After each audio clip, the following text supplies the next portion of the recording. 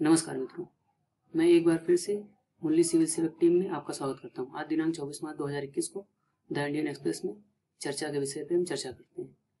पहली खबर है, जो चाइना पे सैंक्शन लगाए गए हैं उइगर्स मुस्लिम्स के बारे में। ये सैंक्शन लगाए क्यों गए हैं, किसने लगाए हैं? यूएसए, ईयू यानी यूरोपियन यूनियन और ब्रिटेन और कनाडा ने मिलकर 4 लोगों ने चाइना के ऑफिसर्स पे और चाइना पे कुछ स्पेसिफिक सेंटर में सैंक्शन लगाए हैं। ऐसा तकरीबन 30 सालों बाद हुआ है कि जब वेस्टर्न पावर्स एक साथ आए हैं। ऐसा हुआ क्यों? आखिर ये क्यों? उइगर कौन है? आखिर कैसे लगाया गया? चलिए इनके बारे में कुछ जान लेते हैं, बेसिक चीजें जान लेते हैं। जो उइगर्स हैं, आप इस मैप में देख सकते हैं, ये है जिनजियांग रीजन चाइना का। ये ऑटोनॉमस रीजन। ऑटोनॉमस रीजन का मतलब क्या है कि है तो चाइना के अंदर, लेकिन बहुत सारे काम ये अपने जैसा अपना प्रशासन अपने हिसाब से चलाता है। फिर ये इसकी बाउंड्री तकरीबन 8 देशों से मिलती हुई है कहीं ना कहीं, और इसी रीजन में उइगर मुस्लिम्स रहते हैं। ये चाइना की नज़र इस पर क्यों है? क्योंकि ये जो रीजन है ये बहुत ही रिच है मिनरल्स के मामले में, और सारे जो नेचुरल रिसोर्स हो सकते हैं और जो क्षेत्र है चाइना के उसके कंपेरिजन में ज़्यादा है।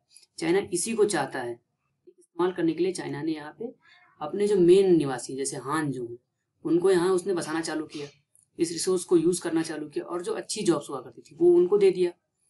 इससे क्या हुआ, उइगर मुस्लिम जो थे उनकी जो दिनचर्या थी, उनका जो रोजी रोटी का संसाधन था, वो धीरे धीरे कहीं ना कहीं छिन रहा था।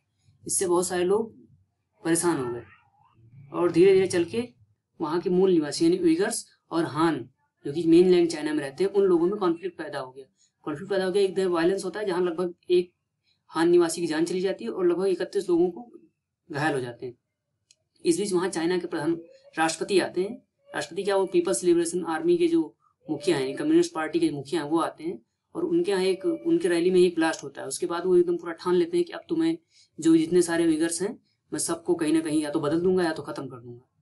करते ये कुछ लोग हैं, उनमें से मतलब कुछ उइगर्स ही कहते हैं कि अब हम चाइना के साथ नहीं रहेंगे, हम एक नई जगह बनाएंगे जिसका नाम रखेंगे अपने पूरे क्षेत्र का ईस्ट तुर्किस्तान। ये कुछ लोग कहते हैं, लेकिन ये जो कम्युनिस्ट पार्टी के लीडर हैं शी जिनपिंग, ये कहते हैं कि ये पूरे जो कम्युनिटी है पूरी सस्पेक्ट है, मतलब पूरी कम्युनिटी इसकी जिम्मेदार है। इसलिए पूरी कम्युनिटी को जिम्मेदार मान लेते हैं, और सबको जितने भी लोग हैं, मतलब जैसे बच्चे को अलग, माँ को अलग, पिताजी को अलग, और जितने भी फैमिली के मेंबर उन सबको अलग अलग कैंप्स में ले जाके रखते हैं। और वहाँ ये बताते हैं कि ये एक तरह का डीरेडिकलाइजेशन कैंप है, मतलब लोगों जो ऐसी मानसिकता हो गई, रेडिकल मानसिकता, उससे चेंज करने का कैंप है, और यहाँ रखा जाता है। और उनको ये सिखाया जाता है कि चाइना जो भी करता है, चाइना के राष्ट्रपति जो भी कहते हैं वही सही है, बाकी का सब गलत है। यानी चाइना के आपके खिलाफ तो कतई नहीं जाना है। यही सब बातें उन्हें सिखाई जाती हैं। और क्या होता है वहाँ पे, डी मुस्लिमाइजेशन, मतलब क्या होता है कि जो भी लोग अपना मानते हैं, मुस्लिम्स मैक्सिमम उइगर मुस्लिम्स हैं और कुछ माइनॉरिटीज हैं, वो लोग मुस्लिम जैसे नमाज पढ़ना हो गया और रोजा रखना हो गया, ये सब वो जो कैंप्स होते हैं ना, वहाँ ये सब नहीं माने दिया जाता। मतलब जो भी लोग को ले जाया जाता है, बच्चों को, उन सबको कहा जाता है नमाज से कुछ नहीं रखा है या ऐसी चीजें, और जो भी चीजें मुस्लिम्स में कही गई है कि ये मतलब पवित्र नहीं है, पाक नहीं है, वो उल्टा उसके कराया जाता है।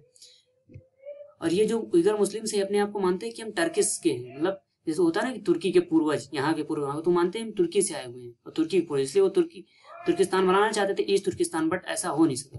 उस रीजन में जितने लोग थे उनको कैंप में रखा गया। वो चाइना की सरकार कहती है कि हमने डीरेडिकलाइज कर रहे हैं और इनकी स्किल ट्रेनिंग कर रहे हैं, जिससे ये वायलेंस और एक्सट्रीमिज्म से दूर रह सके, मतलब अति जो होता है उससे दूर रह सके। लेकिन सच्चाई ऐसी नहीं है। वह ऐसा क्यों?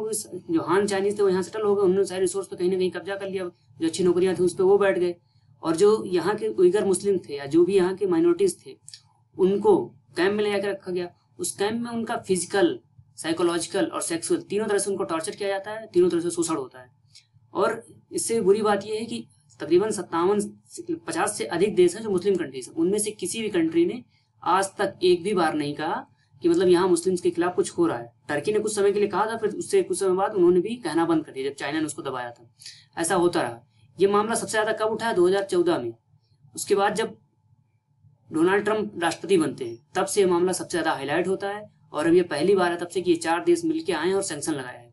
चाइना भी रिटेलिएट करने को कह रहा है, और मतलब इतना ज्यादा उनका सर्विलांस है कि उनके घर के बाहर भी सर्विलांस होता है। घर के बाहर क्यूआर लगा रखा है, कितने लोग घर में हैं कितने नहीं है, फेशियल रिकग्निशन कैमरा लगा रखा है, हाई टेक यूज कर रखा है हर जगह पे, और हर जगह लिखा हुआ है कि आप चाइनीज भाषा बोलिए, और ये जो भी आप प्रोविंशियल भाषा बोलते हैं वो मत बोलिए। और इनके जहाँ कैंप होते हैं वहाँ इतना ज्यादा भीड़ है, इतनी भीड़ है कि मतलब लोग शिफ्टिंग में सोते हैं, शिफ्टिंग में अपना काम करते हैं, शिफ्टिंग में खाना खाते हैं, मतलब इस तरह से बहुत सो क्राउडेड है। जो बेसिक नीड होती है वो भी पूरी नहीं होती है उनको। जो अगर मुस्लिम जो करना चाहते हैं, जो उनके धर्म में कहा गया है, वो भी नहीं करने दिया है, उसको उल्टा कराया जाता है। उनसे कहा जाता है कि अगर ऐसा करेंगे तो रेडिकलाइज हो जाएंगे, ये चाइनीज गवर्नमेंट कहती है। लेकिन वो डी रेडिकलाइज के नाम पे उनके साथ जाति करते हैं, मानवीय अधिकार जो होता है उसका हनन करते हैं। उसी के खिलाफ ये चारों देश मिलकर सैंक्शन लगाए हैं। देखिए आगे और क्या होता है। अगली चर्चा का विषय है एक पॉलिसी। सरकार ये करना चाहती है कि हम एक्सपर्ट से पूछें, कुछ एक्सपर्ट ला के बैठा दें। कहीं ना कहीं ये लेटरल एंट्री के ऊपर भी है कि कुछ एक्सपर्ट ले आए, वो एक्सपर्ट ज्यादा अच्छा काम करेंगे। लेखक का कहना है सिर्फ एक्सपर्ट से काम नहीं करते। जैसे कोई भी नेता होते हैं या कोई पॉलिटिकल पार्टी होती है, चुनाव आता है तो वो कह देते हैं ना कि हम ये काम करेंगे, ये मुफ्त देंगे या ऐसा करेंगे, तो वो सब तुम वर्ड से कह देते हैं, लेकिन उनको नियम बनाना पड़ता है। तो नियम, सरकारी नियम अजीब तरीके से बनते हैं, मतलब उसका पूरा प्रोसीजर होता है। इसके लिए ये जरूरी है कि जो लोग कोई से अच्छे जानते हैं, जैसे कोई एनवायरमेंट का नियम बनाना है कि बहुत सारे पौधे लगाने, ऐसे ऐसे पौधे लगाए जाए तो इतना होगा। लेकिन अब सरकार वो पौधे लगा पाएगी या नहीं लगा पाएगी, पैसे हैं या नहीं है, उतनी जमीन है या नहीं है, ये सब सरकारी विभाग में ही पता होता है। और ये कैसे धीरे धीरे किया जा सकता है, कितना समय लगेगा, एक्सपर्ट्स ये बता देंगे कि कितना समय लगेगा, कहाँ लगाना चाहिए, कितना फायदा होगा। लेकिन सरकार के जो और अधिकारी होते हैं, ब्यूरोक्रेट्स होते हैं, आईएएस अफसर होते हैं और जो बड़े अफसर होते हैं, वो ये बताते हैं क्या ये लगाना सही भी है। सही भी है का मतलब क्या हम इतने पैसे में जितना रिसोर्स होते हैं हम लगा भी सकते हैं कि नहीं लगा सकते हैं, ये काम अधिकारी करते हैं। इसलिए दोनों का सामंजस्य होना जरूरी है, जो एक्सपर्ट हो उनका भी और जो लोग अधिकारी हैं उनका भी, क्योंकि वही जानते हैं कि नियम कैसे बनाया जा सकता है। वही पूरे सोशल जो नॉर्म्स होते हैं पॉलिटिक्स के और पॉलिसी के, दोनों को समझते हैं। पॉलिटिक्स सिक्के का एक साइड है और पब्लिक पॉलिसी उसी सिक्के का दूसरा साइड है। इसीलिए अधिकारियों का होना जरूरी है, जिससे वो ज्यादा ये जरूरी नहीं है कि जो पॉलिसी बहुत अच्छी हो, वो जनता के लिए बहुत बेनिफिशियल हो तो बहुत अच्छी ही होगी, उसका इम्प्लीमेंट होना भी जरूरी है। ऐसा नहीं है कि हम पॉलिसी बना दें कि सबको मुफ्त में घर देंगे, सबको मुफ्त में कुछ देंगे, लेकिन अगर सबको मुफ्त में देने चले पता लगा उतना पैसा ही नहीं है, तो इसलिए सरकार क्या करती है। जैसे टॉयलेट बनाने का है तो टॉयलेट में क्या होता है, सरकार कुछ पैसा दे देती है, कुछ पैसा कहती है आप स्वयं से लगाइए, प्रोत्साहन रहती है। वैसा नहीं होता कि पूरा का पूरा खर्चा उठाती, क्योंकि पूरा का पूरा खर्चा उठाती तो सभी को नहीं दे पाती। जो 8 से 10 करोड़ लोगों को दी है उतना नहीं दे पाती, हो सकता है 1 करोड़ 2 करोड़ को ही दे पाती, बाकी नहीं दे पाती। लेकिन 8 से 10 करोड़ लोग इसलिए दे सकती है क्योंकि उसने ऐसा प्लान किया है कि आराम देना आसान हो गया। और सरकार इसके लिए क्या क्या कर रही है, सरकार क्या कर रही है, जैसे मॉडर्न आइडियाज होने चाहिए, पॉलिसी मॉडर्न होनी, टेक्नोलॉजी मॉडर्न अपनाए और सारी चीजें। एडमिनिस्ट्रेशन ऐसा होना चाहिए कि वो उसमें हेल्प करे। दूसरी चीज है जो चाइना जनित पेंडेमिक है उसके बाद हमें क्या करना चाहिए, आत्मनिर्भर जो चल रहा है इसमें लेखक बताते हैं कि हमें क्या क्या और करना चाहिए। जैसे हमें अपने हेल्थ इंफ्रास्ट्रक्चर पे और ज्यादा खर्च करना चाहिए, मैक्सिमम कोशिश करनी चाहिए जो अपने यहाँ संसाधन उपलब्ध है उनकी सहायता लीजिए। और ग्रीन टेक्नोलॉजी यूज करें। ग्रीन टेक्नोलॉजी का मतलब जिससे वेस्ट कम जनरेट हो, ज्यादा से ज्यादा यूज हो सके, तभी इंडिया बाउंस बैक कर सकता है इस इफेक्ट के बाद। देखिए हमारे तकरीबन 1 साल के अंदर कितनी ज्यादा घाटा हो चुका है। पहले तो संपूर्ण लॉकडाउन था और फिर उसके बाद लोगों की जॉब गई, कुछ लोग और जितने सारे तरीके की तबाहियां मची, उससे हमें बचना है। अगर इनसे बाउंस बैक करना तो यही करना है। ये माना जाता है कि हमारी ग्रोथ बहुत तेज होगी अगर ग्लोबलाइजेशन का हम फायदा उठा सकें और एक्सपोर्ट बढ़ा सकें। लेकिन जो बड़ी बड़ी इंस्टीट्यूशन है, वर्ल्ड बैंक है और इंटरनेशनल जो थिंक टैंक्स, उनका कहना है कि इस पेंडेमिक के बाद लोगों ने धीरे धीरे कहीं ना कहीं डी ग्लोबलाइजेशन की तरफ शिफ्ट हो रहे हैं और जितनी जगह डिमांड है अलग हर सेक्टर में, वो कहीं ना कहीं कम हो गई है। लोग बाहर जाना नहीं पसंद कर रहे हैं, एक देश से दूसरे देश में जाना नहीं पसंद कर रहे हैं। हॉस्पिटलिटी का सेक्टर है, सारे के सारे सेक्टर में कहीं ना कहीं ग्रोथ डिक्लाइन कर रही है और उनकी जॉब जा रही है जो उस सेक्टर में काम कर रहे हैं। तो इस सेक्टर में इसलिए हमें ज्यादा से ज्यादा हेल्थ के सेक्टर में इस समय ज्यादा ही इन्वेस्टमेंट करना चाहिए। और क्या है, इंडिया में इस समय 29 हेल्थ वर्कर हैं 10,000 पर्सन पे। अगर 10,000 लोग हैं तो सिर्फ 29 हेल्थ वर्कर हैं, जबकि वर्ल्ड बैंक की रिपोर्ट जो के नियम के हिसाब से तकरीबन 60 लोग होने चाहिए। अगर हम इस क्राइटेरिया को पूरा करना चाहते हैं तो कुछ नहीं तो कम से कम 4 लाख नई जॉब सिर्फ हेल्थ सेक्टर में जनरेट हो सकती है। इंडिया को और क्या करना चाहिए, हमें एडवांस ट्रांसपोर्ट सेक्टर बनाना चाहिए, एनर्जी इंफ्रास्ट्रक्चर को और एडवांस करना चाहिए जिससे लॉस कम हो सके। सरकार ने एक 40K प्लान बनाया, उस 40K प्लान के तहत कि 40,000 करोड़ रुपए खर्च करेंगे और पूरे रेलवे को इलेक्ट्रिफिकेशन 100% कर देंगे 2024 तक, जिससे जो कार्बन का एमिशन है धीरे धीरे करके घट जाए।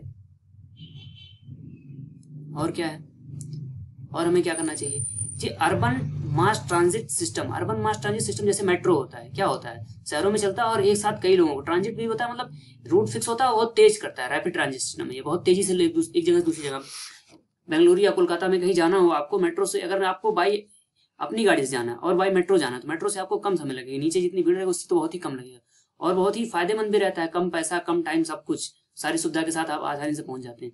और सरकार को क्या करना है, ट्रिपल P मॉडल का इस्तेमाल करना चाहिए डेवलपमेंट के प्रोजेक्ट्स में। इसके साथ में ही जो लैंड एक्विजिशन होता है उसको और स्मूथ बनाना चाहिए, मतलब जल्दी जल्दी करना चाहिए। ये नहीं कि आज हमने लैंड लेना शुरू किया, 4 साल में लैंड ले रहे हैं, फिर वहाँ पे जो भी हमें बनाना है हाईवे या कोई इंस्टीट्यूशन तब बना रहे हैं। हमें जल्दी से जल्दी ये काम करना चाहिए।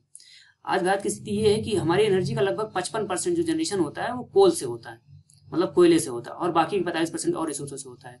उस कोल के बाद हाइड्रो पावर से होता है और फिर अलग रिसोर्सेज से होता है।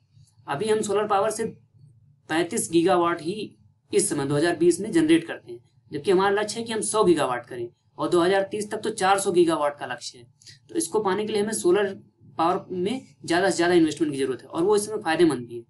इस समय जो हमारी जनरेट करते हैं उसका तकरीबन 25% तो सिर्फ इस बात के लिए खर्च हो जाता है जो इरिगेशन होता है, मतलब कृषि के क्षेत्र में पंपिंग सेट से जो पानी निकालते हैं उसमें हो जाता है।